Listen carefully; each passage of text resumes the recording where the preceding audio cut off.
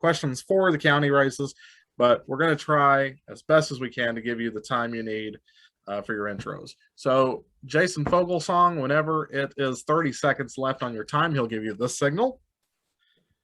And whenever we are out of time for you, he will do this. Okay. And like I said, we do appreciate everyone joining us tonight. I think we have everybody. Okay, it looks like it. So we're going to go ahead and start with Potter County. And let's go ahead and do the Democratic primary first. The primary for Potter County Commissioner in precinct number 4. And I'm just going to take the candidates as I see them on my screen here. I'm trying to make sure. I thought, let's see. Okay, I see Warren. All right, let's go ahead and start with Melodie Graves. Hey, good evening, everybody, and thank you guys for having us tonight. My name is Melodie Graves, and I'm currently running for Potter County Commissioner, Precinct 4. I believe that I'm the best person for this job because I have a heart not only for my community, but for the precinct. Also, I have the ability to build relationships with people who can affect change within my precinct. I have had years of service to the community, and I feel that this position will allow me to move my advocacy into action so that I may be the change that the precinct needs. Thank you. All right, thank you very much, Melodie. So next up is Timothy Gassaway. Yes, good evening, everyone. I just want to say tonight that I am prepared for this position. I've done the homework. I know how this position works. It's going to be a hard job. I think a lot of people believe that it's just some kind of easy job. Being a the Potter County Precinct 4 County Commissioner it's going to be a lot of work because there's a lot of work that needs to be done. I'm ready. One of my biggest strengths is I'm a trained problem solver, and the biggest part of that is about listening and then taking that into action. I've done that all my life, all my career, and I'm willing to invest the time. I have the time. I've got the desire and the will to get this job done, and I look forward to being Potter County Precinct 4's County Commissioner.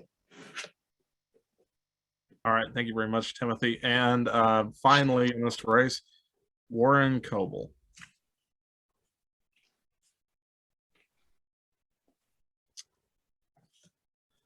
I saw Warren here. Okay, how's that? Yes, we can hear you. All right, good afternoon, evening rather. It is a pleasure to be here. Thank you so much for the invite. I'm also running for County Commissioner, Precinct 4. I've had 35 plus years in this community. I never left Amarillo. In this community working, I've heard the likes, the dislikes. I've dealt with the pleasures, the unpleasures, anything that you can deal with people. I'm a people's person, and that's what I've done for 35 plus years in this community. I am the person for this job. I understand it's going to be a lot of work. If you're going to make change, it's going to be a lot of work, and if you're going to have to break some eggs, and so I'm willing to break the eggs to get the job done. And the little motto that I've given myself is that a will and a way. I have the will to serve, and I will find a way to get things done. Thank you for allowing me to be with you tonight. All right, thank you very much to the Precinct 4 candidates. I think we still have all three of you on here, and so Lynn may hate it because we have a lot of candidates to get through, but I will ask one question for the three of you. What is your position on using certificates of obligation in Potter County? We know that the courthouse is being built downtown was paid for with certificates of obligation, $54 million in COs. Would you support, or I guess, let me put it like this. In what cases would you support using certificates of obligation? Do you think the courthouse was a good use of the certificates of obligation? Mr. Gasway, do you want to go first? Sure.